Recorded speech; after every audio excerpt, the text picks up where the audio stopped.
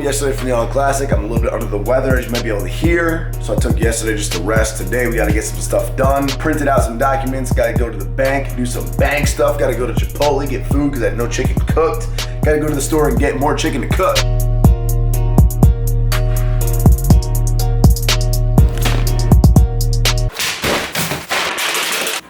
Success. We eatin'. I love watching random Vice or Noisy documentaries on YouTube whenever I eat, just like random topics, but they put the videos together so well.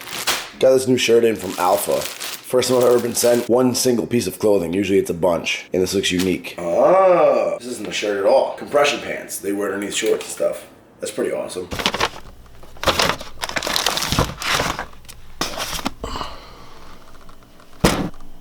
You guys remember those camouflage gangster wraps that I had? I use them all the time to bench and low bar squat with. Sadly, I lost them in Ohio. So if anybody found them at Beyond Limits Gym, Merry Christmas to you. Fortunately, back when Silent Mike was still with Super Training, my guy sent me 2 pairs when he sent me those. So I have the backups here.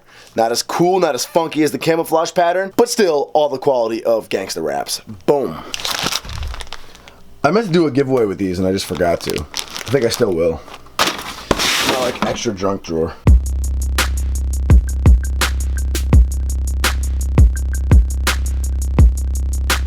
This weather is depressing, man. It's snowing again. It's cold as hell. I just got back from the Arnold Classic on Monday. Tuesday and Wednesday I was a little bit under the weather, so I just rested. Today's Thursday. I'm gonna go to the gym, but I'm not on a real program yet. Monday, we begin training for an actual meet, and I'm gonna give you guys the whole details on that in the next video. So today we're just gonna go into the gym and just do a little bit of light pressing, a little bit of back training, and hit a little bit of biceps. A very easy, kind of fun, free-for-all type of workout. I jumped on the hammer strength pressing machine. I haven't done this machine in ages. The last time I vividly remember doing it was with Nick Pinero, maybe like 3 years ago when I was only training for bodybuilding. I wasn't doing any sort of powerlifting training back then. And I remember my record was I was able to press 4 plates on each side, I think for a set of 6. And that was all out set of 6. Like I had nothing else in me for another set after that. So today I was like, let me just see how this machine feels after I've been doing all strength training, but I haven't touched it in ages. And so it felt awesome. I was able to throw on 4 plates and do working sets of 8 to 10 with them easily. I even threw on 5 plates at the very end just to see how they felt. I think I only did like maybe 3 or 4 reps, but I made sure to keep them slow and controlled, focus on squeezing at the top, getting my negative on the way back. I mean, it was just kind of for fun, but it felt good, and it's kind of cool to see how much of a difference strength training made. I mean, it's obvious that training for strength is going to make you stronger, but it's kind of cool to see it in a very direct comparison like that.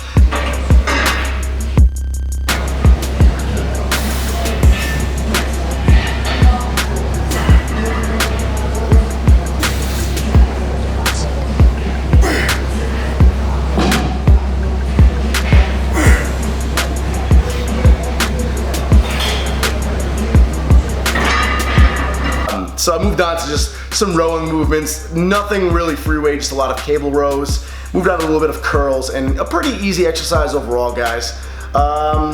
You know, like I said, a little bit under the weather, some stuff you can't really always control, some stuff that might bum you out a little bit. The weather also kind of doesn't really make it any more exciting. Getting tired of the Northeast right now, but the biggest thing that I'm really trying to hone in and master is focusing on what you can control in any given situation. Now, I don't mean to make it sound like, you know, catching a little cold and having snow is that dramatic. It just got me thinking about other situations in general, whether it's big business endeavors or things going wrong in your business life or relationship issues, things going wrong in your relationship life or jealousy issues, whatever it may be. It could even be small, trivial day-to-day things like getting stuck in traffic, your car not working correctly, whatever it may be. Things happen all the time that are out of our control, and we tend to stress the most about those things. I mean, it's almost cliche at this point. How often do you hear people say, don't stress about the things you can't control? But the thing is, just telling yourself not to stress about things you can't control kind of makes you focus on the things you can't control even more. Like the more I sit here and tell myself, all right, just don't think about it, just don't think about it, you can't fix it, don't think about it, the more I find myself thinking about it and getting annoyed by it even still.